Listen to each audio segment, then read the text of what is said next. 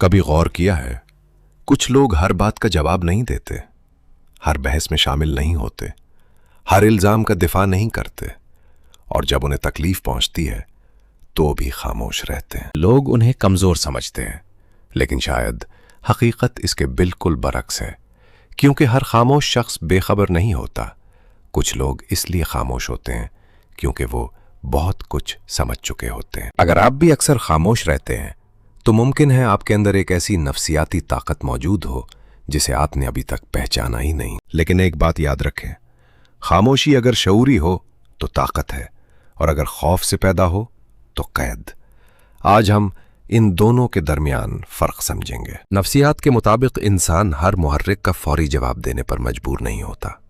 دماغ میں ایک لمحہ ایسا آتا ہے جہاں احساس اور رد عمل کے درمیان فاصلہ پیدا ہوتا ہے۔ اسی فاصلے میں ضبط پیدا ہوتا ہے۔ ایک شخص آپ کو اشتعال دلاتا ہے، عام ذہن کہتا ہے جواب دو، زخمی انا کہتی ہے اسے دکھا دو کہ تم کمزور نہیں۔ معاشرہ اکثر خاموش انسان کو مغرور، کمزور یا بے حس سمجھ لیتا ہے، لیکن اندرونی حقیقت مختلف ہو سکتی ہے۔ وہ شخص شاید اپنے جذبات کو دبا نہیں رہا، وہ انہیں دیکھ رہا ہے۔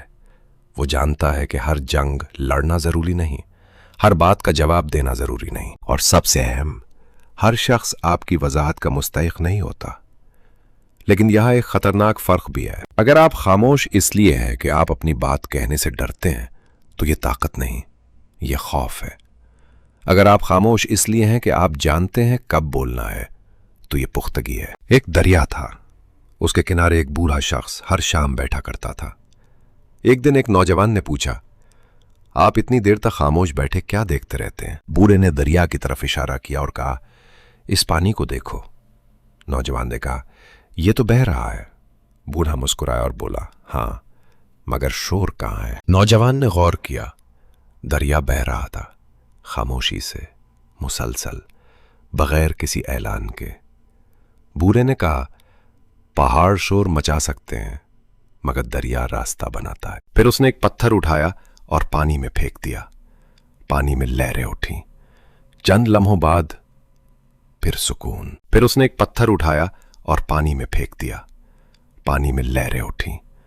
چند لمحوں بعد پھر سکون۔ بوڑھا بولا، زندگی بھی ایسی ہی ہے، لوگ تم پر الفاظ پھینکیں گے، الزام لگائیں گے، تمہیں غصہ دلائیں گے، وہ تمہیں اپنے اندر کا سکون چھوڑنے پر مجبور کریں گے، لیکن تمہیں ہر پتھر کے ساتھ لہریں بننا ضروری نہیں۔ یہی خاموشی کا راز ہے۔ ہر آواز کا جواب آواز سے دینا ضروری نہیں۔ کبھی کبھی خاموشی کا مطلب شکست نہیں ہوتا، خاموشی کا مطلب ہوتا ہے میں تمہیں اپنی ذہنی کیفیت کا اختیار نہیں دوں گا۔ اب سوال یہ ہے، آپ اس طاقت کو اپنی زندگی میں کیسے استعمال کریں؟ پہلا قدم، جواب دینے سے پہلے توقف کریں۔ جب کوئی بات آپ کو غصہ دلائے فوراً جواب نہ دیں، 3 گہری سانسیں لیں، پھر اپنے آپ سے پوچھیں، کیا میرا جواب مسئلہ حل کرے گا یا صرف میرا غصہ نکالے گا؟ یہ چھوٹا سا توقف آپ کو اختیار واپس دیتا ہے۔ پھر اپنے آپ سے پوچھیں، کیا میرا جواب مسئلہ حل کرے گا یا صرف میرا غصہ نکالے گا؟ یہ چھوٹا سا توقف آپ کو اختیار واپس دیتا ہے۔ دوسرا قدم، خاموشی کو خوف نہیں، انتخاب بنائیں۔ اگر کوئی آپ کی توہین کرے تو صرف خود کو ثابت کرنے کے لیے جواب نہ دیں۔ اگر وضاحت ضروری ہے تو بولیں، اگر حد قائم کرنا ضروری ہے تو بولیں، لیکن اگر سامنے والا صرف آپ کو مشتعل کرنا چاہتا ہے تو اپنی خاموشی واپس لے لیں، اپنی توجہ واپس لے لیں، اپنی توانائی واپس لے لیں۔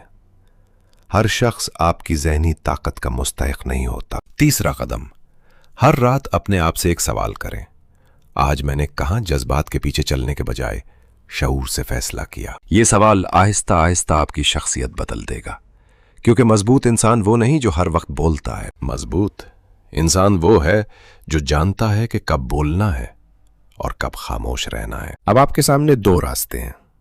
پہلا راستہ، ہر بات کا جواب دینا، ہر الزام کی وضاحت کرنا اور ہر شخص کو خوش کرنا۔ دوسرا راستہ، رکنا، دیکھنا، سمجھنا اور پھر فیصلہ کرنا کہ کیا واقعی جواب دینا ضروری ہے۔ یاد رکھیں، خاموشی تب طاقت بنتی ہے جب اس کے پیچھے خوف نہیں، شعور ہو۔ دنیا آپ کو بولنے پر مجبور کرے گی، لوگ آپ کو وضاحتیں دینے پر مجبور کریں گے، لیکن آپ کو ہر بار بولنا ضروری نہیں۔ اگر آپ نے آج یہ سمجھ لیا ہے کہ خاموشی کمزوری نہیں بلکہ شعوری انتخاب بھی ہو سکتی ہے تو تبصروں میں یہ جملہ لکھیں۔ خود سے پوچھنا، کیا یہ میری جنگ ہے؟ خود سے پوچھنا، کیا یہ میری جنگ ہے؟ خود سے پوچھنا، کیا یہ میری جنگ ہے؟ کیونکہ جس دن آپ نے اپنے رد عمل پر اختیار حاصل کر لیا، اس دن دوسروں نے آپ کے ذہن پر اپنا اختیار کھو دیا۔